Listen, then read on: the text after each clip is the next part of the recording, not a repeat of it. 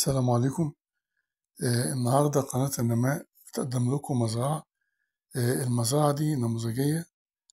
نقدر نقول ملهاش مثيل في المزرعة دي في وادي الملاك، بجوار مدينة العاشر. المزرعة دي على الطريق الأسفلت مباشرة. الواجهة بتاعت المزرعة دي كلها مشاريع ومحلات. في عندنا جزء 5 فدادين، ده برتقان، مزروع برتقان ومانجو أجنبي. طبعا الموقع ده موقع متميز واستثماري وسكني وزراعي. فيها مباني على الأسفلت كالآتي. يبقى احنا كده عندنا 5 فدادين مزروعين برتقان ومانجا، وفي بقى مباني على الأسفلت عبارة عن إيه؟ نمرة 1 في مبنى دورين مساحة 500 متر. المبنى الدورين ده بيحتوي على محلات على الطريق ومخزن وفي مجلس. كل ده تشطيب سوبر لوكس. في كمان شقتين بالدور العلوي برضه سوبر لوكس. 2 في كمان مبنى دور واحد 500 متر، ده عبارة عن بيحتوي على محلات على الطريق وشقة ومخزن.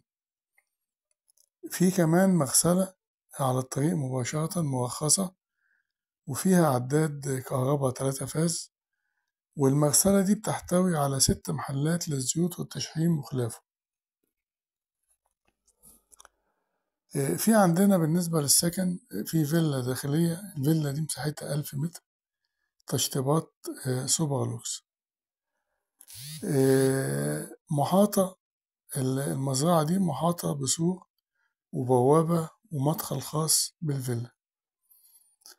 المزرعة فيها جميع المرافق من مياه شرب وكهرباء والتليفون وجميع الخدمات، وجميع المباني مرخصة وفي رخصة للأدوار العلوية. المزرعة دي عقد أخضر مسجلة شهر عقاري، وفي حيازة زراعية للمزرعة، ري نيلي. كل المباني دي بقى ملحوظة، كل المباني اللي على الطريق بتبعد عن الأسفلت 20 متر.